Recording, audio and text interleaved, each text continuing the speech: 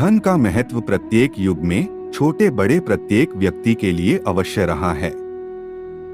सच तो यह है कि धन के अभाव में व्यक्ति का किसी भी तरह से जीवित रह पाना संभव नहीं होता।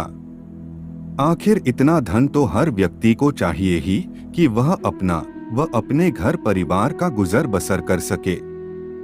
जीवन जीने के लिए धन एक तरह की अनिवार्यता है। शरीर रहेगा तभी तो व्यक्ति धर्म कर्म आदि सभी तरह के पुरुषार्थ कर सकेगा। शरीर की रक्षा के लिए अन्न व वस्त्र आदि आवश्यक हैं तथा उन्हें पाने के लिए धन उतना ही आवश्यक है। परंतु जिनके पास धन है वह धन की महत्ता को समझ नहीं पाते।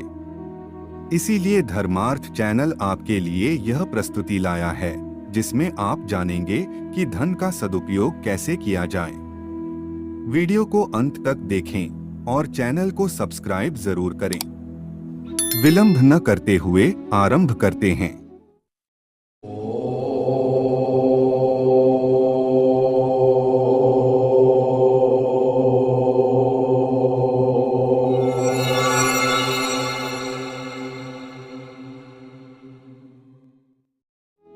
यह ठीक है कि धन के बिना हमारा काम नहीं चल सकता।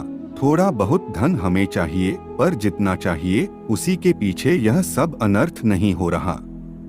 अनर्थ वह लोग ही करते हैं जिनके पास आवश्यकता से अधिक धन है। यहाँ प्रश्न यह उठता है कि आवश्यकता से अधिक धन का लोग क्या करते हैं? क्यों मनुष्य उसके पीछे पागल हो रहा है? जीवन को अच्छा बनाने के लिए विकास जरूरी है और विकास के लिए धन। लेकिन यदि मनुष्य नैतिक मूल्यों को भुलाकर धन कमाता है तो समाज की व्यवस्था बिगड़ने लगती है। आजकल गलत तरीके से धन कमाने के लिए मनुष्य अनेकों नीच व बुरे कार्यों का सहारा ले रहा है जो मानवता के सभी नैतिक मूल्यों और आदर्शों का ह्रास कर रहे हैं। गलत प्रकार से मनुष्य कम समय और प्रयासों में धन तो प्राप्त कर लेता है, परंतु वह धन अधिक समय तक उसके पास नहीं रहता। जो व्यक्ति मानवता के सभी नियमों का पालन करके सही प्रकार से धन कमाते हैं वे चाहे कम ही धन कमाते हों, परंतु वह धन बहुत लंबे समय तक प्रयोग में आता है और वे व्यक्ति एक दिन समाज के उच्च सम्मानित व्यक्ति बनते हैं। एक पौराणिक कथा के अनुसार भगवान बुद्ध के पहले जन्म की बात है। उस समय वे बोधिसत्व अवस्था में थे। उन्होंने एक समृद्ध घर में जन्म लिया था। अपनी दानशीलता, उदारता और दरिद्रों तथा भिखारियों की निष्काम सेवा के लिए वे बहुत प्रसिद्ध थे। वे किसी को दुखी और दरिद्र नहीं देख सकते थे। अपने पास जो कुछ भी था उसी से वे गरीबों की सेवा करते थे। उनके लिए यह बात असहनीय थी कि कोई द्वार पर आकर खाली हाथ लौट जाए। एक दिन प्रातःकाल सोने से उठने के बाद उन्होंने देखा कि घर की समस्त वस्तुएं चोरी हो गई हैं। नाम मात्र को भी चोर ने कुछ नहीं छोड़ा था। धन में उनकी आसक्ति तो थी नहीं, इसलिए चोरी से वे इतने दुखी नहीं हुए, पर बार बार यह सोचकर दुखी होने लगे कि जिस घर से आज तक कोई भी व्यक्ति खाली हाथ नहीं गया, उसी से भिक्षु और कंगाल लोग भूखे प्यासे और अतृप्त चले जाएंगे। वे इस प्रकार सोच ही रहे थे कि उनके नेत्रों में नया प्रकाश आ गया। वे हर्ष से नाच उठे। चोरों ने शेष सामान में एक हंसुआ और रस्सी छोड़ दी थी।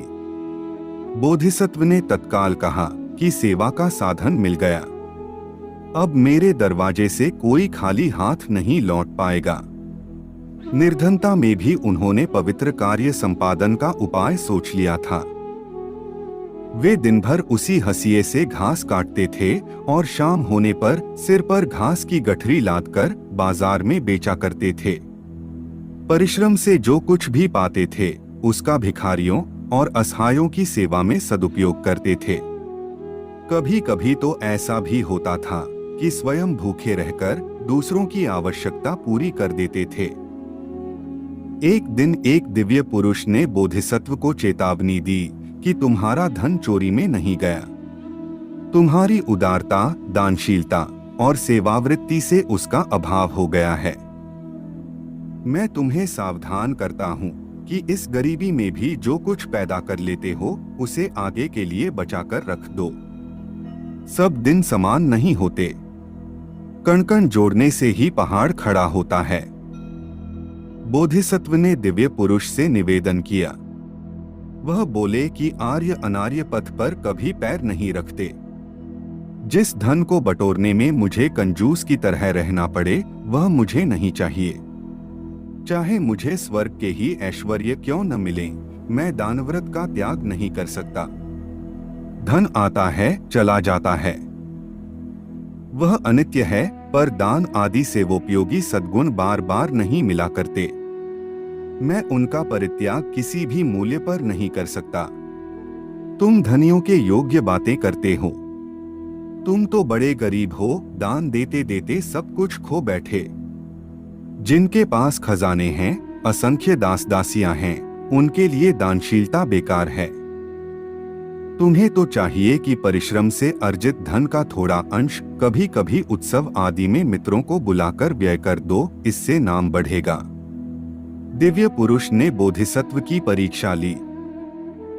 दिव्य पुरुष की बात सुनकर बोधिसत्व ने दृढ़ता से कहा कि आपका ऐसा आग्रह अनुचित है। दूसरों के हित की अपेक्षा अपने स्वार्थ की ओर ध्यान देने वालों को भी दान और असहायों की सेवा में लगे रहना चाहिए। यदि मेरी पूर्वस्थिति लौट आएगी तो दीन दुखियों की प्रसन्नता सीमातीत हो उठेगी। इस असहाय अवस्था में तो मेरा सर्वस्व उनके लिए है ही।